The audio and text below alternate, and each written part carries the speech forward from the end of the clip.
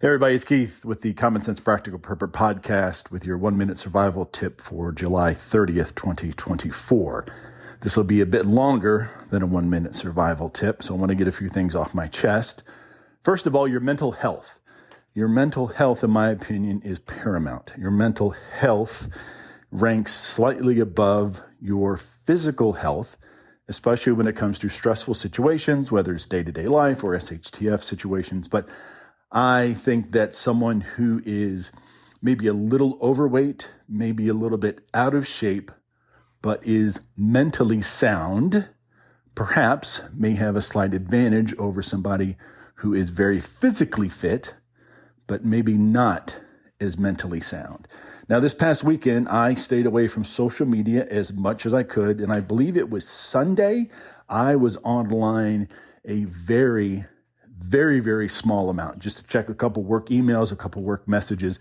And then for the most part, I was out from dawn to dusk, working in the shed, working on the yard, and hanging out with the chickens and the cats. Okay, here is the political part of my little post. So feel free to go ahead and turn on your favorite music or listen in if you wish.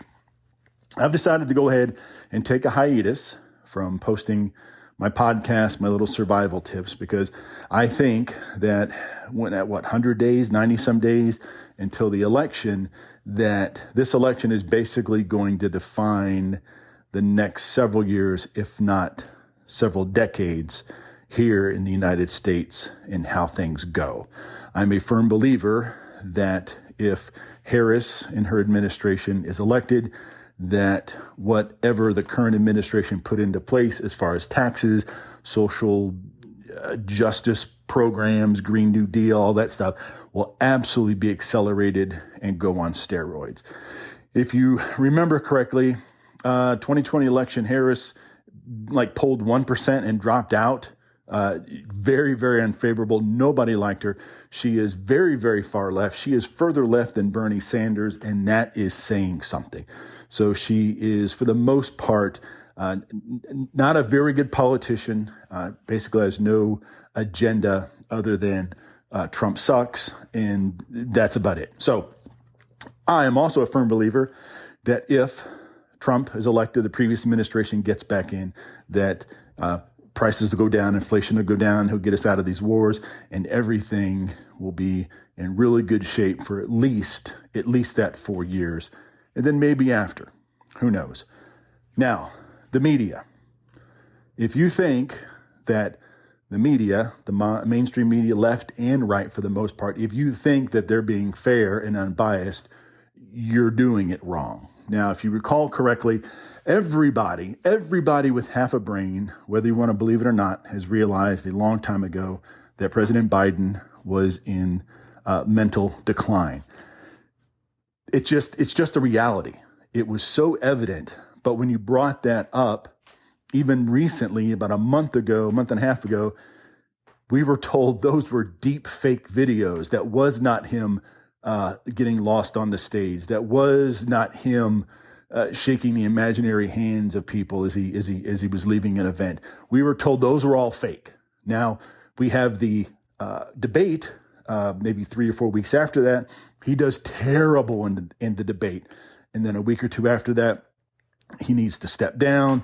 Oh no, I'm not stepping down. And then lo and behold, on some Sunday afternoon, some post on Twitter or something comes out, and not even presidential letterhead, that he's going ahead and not seek the nomination, and that Harris is going to be the presumptive nominee.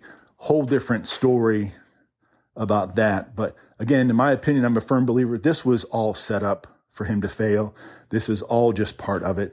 Now, Harris has done nothing as vice president. If you think she's done something as vice president, again, you're doing it wrong. She was the border czar, but then she wasn't, and she hasn't even done anything as far as that goes. So now, we didn't know a lot about Harris when she was the vice president, but we knew she was very unpopular when she ran for president, and then she was picked as the vice president, and she hasn't done anything. If you can just listen to some of her speeches, how she talks in circles, she talks in rhymes, everybody makes fun of her. Okay, fine and dandy.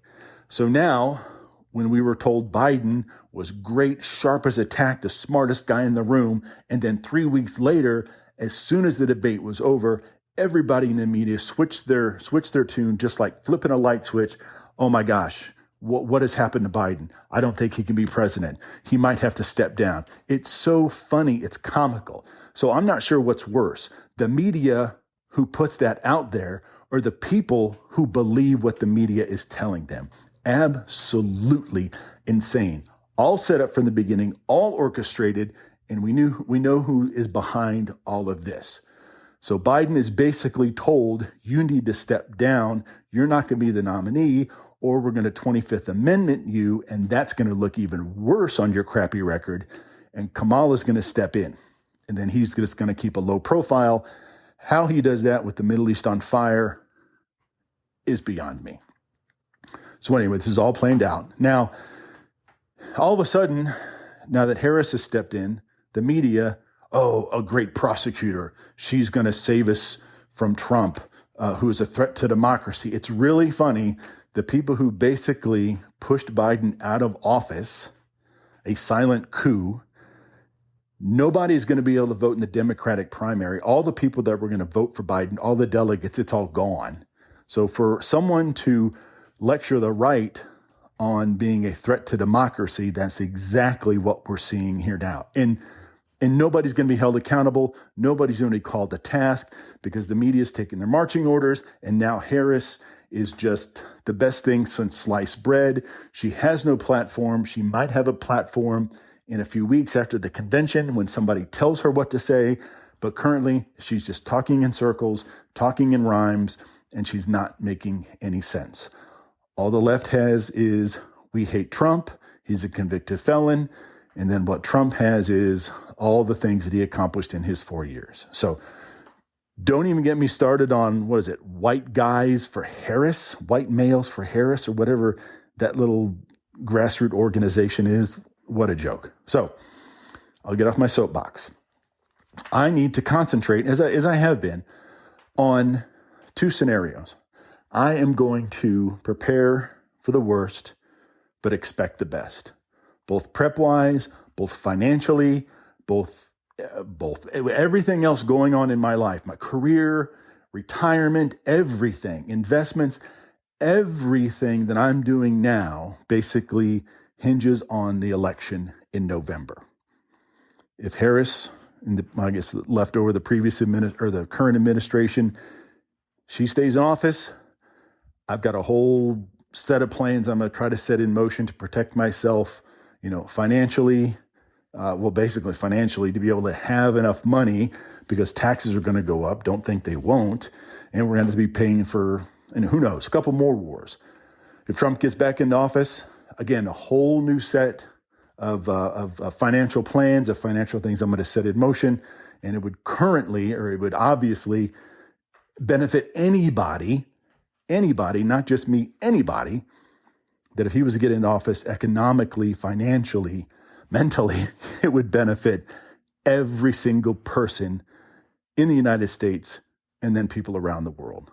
To think that somehow if Harris was to get in, that we would prosper is absolutely ridiculous. Amnesty for all the illegal immigrants coming across and put just a bigger stress onto our healthcare system and our educational system.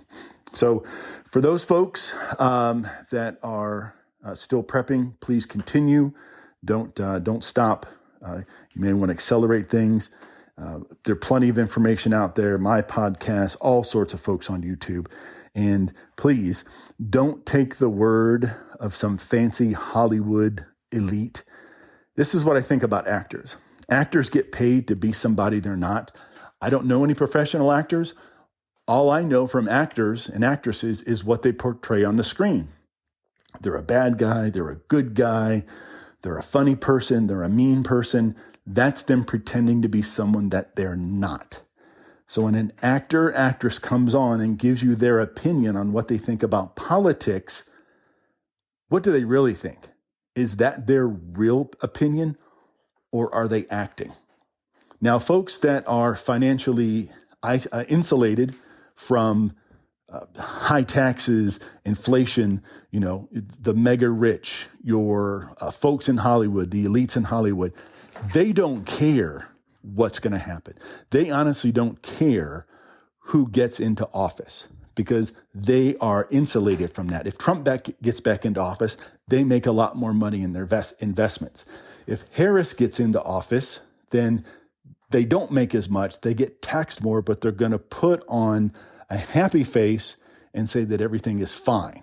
To an extent it is, because they are financially insulated from taxes going through the roof, capital gains, taxes on unrealized gains, and that sort of thing. So don't listen to the Hollywood elite. Don't listen to somebody who gets up on the stage and sings their little songs and tells you who to vote for. These folks that are very, very wealthy to fly around the world in their private jets, and you know who I'm talking about, really have no opinion or no coherent thoughts on their own about what they really believe. They are spouting what their sponsors, their handlers, and the people who write the checks tell them to say. It would be really, really funny if somehow we could speak to these people privately and they could really tell you what they think about politics or the economy. I bet you if I had $1 that a lot of them, at least half of them, would probably do a 180 and say, look, the stuff I've been saying about so-and-so and such, I don't believe that. I'm really much more conservative or much more liberal, whatever it happens to be. I think you would be surprised on what people would say in private. All right, folks, thank you for listening in. Thank you for listening to my little podcast.